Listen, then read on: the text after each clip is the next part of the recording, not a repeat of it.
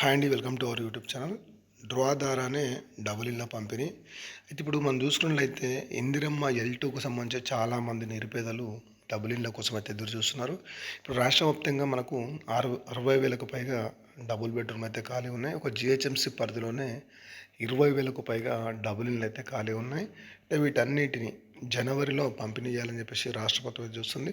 గతంలో డిసెంబర్ 15వ తారీఖు పంపిణీ చేస్తామని చూసినప్పటికీ కూడా స్థానిక ఎలక్షన్లను దృష్టిలో పెట్టుకొని పంపిణీ చేయడం అనేది చేయలేదు. ఎందుకంటే ఒకరికి ఇచ్చి ఒకరికి ఇవ్వకపోతే మళ్ళీ గొడవలు అవుతాయనే ఉద్దేశంతో, ప్రభుత్వం పైన వ్యతిరేకత వస్తుందనే ఉద్దేశంతో పంపిణీ చేయలేదంట.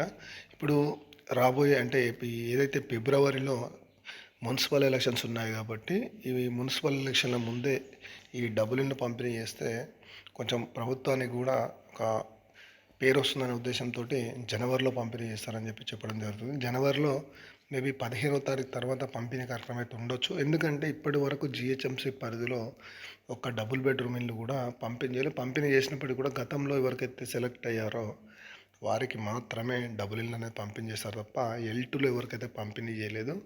ఇప్పుడు ప్రజెంట్ మనకు చూసుకున్నట్టయితే L1లో మాత్రం మేడ్చల్ మల్కాజ్గిరికి సంబంధించి కొంతవరకు ఇందిరమ్మ ఇండ్లకు సంబంధించి L1 వాళ్ళకి పంపిణీ చేశారు. బట్ L2 వాళ్ళకైతే ఎలాంటి పంపిణీ అయితే చేయలేదు. ఇప్పుడు మొత్తానికైతే మన జిహెచ్ఎంసీ పరిధిలో అలాగే రాష్ట్ర వ్యాప్తంగా ఎన్నైతే డబుల్ బెడ్రూమ్ కాలనీ వాటన్ని పూర్తి వివరాలు మన గతంలో సేకరిస్తున్నారు, రీవెరిఫికేషన్ చేస్తున్నారు అనిపించి మొత్తం సేకరించిన తర్వాత 60,000కు పైగా డబుల్ బెడ్రూమ్లు అయితే అందుబాటులో ఉన్నాయి పంపిణీ చేయడానికి. వీటన్నిటిని కూడా జనవరిలో పంపిణీ చేయడానికి అయితే ప్రభుత్వం అయితే కసరత్తు చేస్తుంది.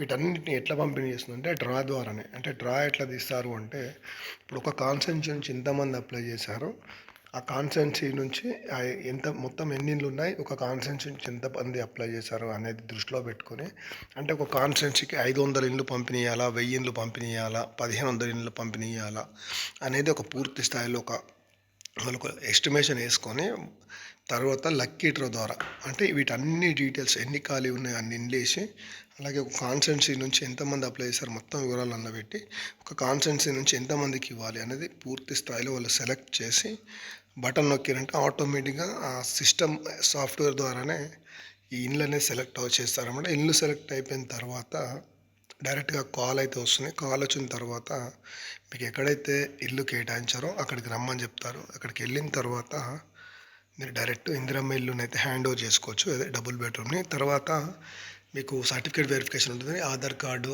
అలాగే ఇంట్లో కుటుంబంలో ఎంతమంది ఉంటే అంతమంది ఆధార్ కార్డులు, అలాగే బ్యాంక్ అకౌంటు, 2 ఫొటోసు, అలాగే క్యాస్ట్ సర్టిఫికేటు, వీటన్నిటిని ఇవ్వాల్సి ఉంటుంది అన్నమాట. వీటితో పాటు ఒక రేషన్ కార్డు, ఇవన్నీ ఇచ్చిన తర్వాత వాళ్ళు ఇవన్నీ తీసుకొని మీకు ఇందిరమ్మ ఇల్లుకు సంబంధించి డబుల్ బెడ్రూమ్ అయితే హ్యాండ్ ఓవర్ చేస్తారు. వీటన్ని ఎందుకు తీసుకుంటారు అంటే PM ఆవాస్ యోజన కింద అప్లై చేయడానికి. ఎందుకంటే మీకు ఏదైతే ఇల్లు ఇస్తారో ఆ ఇల్లుకు సంబంధించి PM ఆవాస్ చేయకుండా కొన్ని నిధులు అయితే రావడం జరుగుతుంది రాష్ట్ర ప్రభుత్వానికి. వాటి కోసం ఈ సర్టిఫికేట్ వెరిఫికేషన్ కూడా ఉంటుందన్నమాట.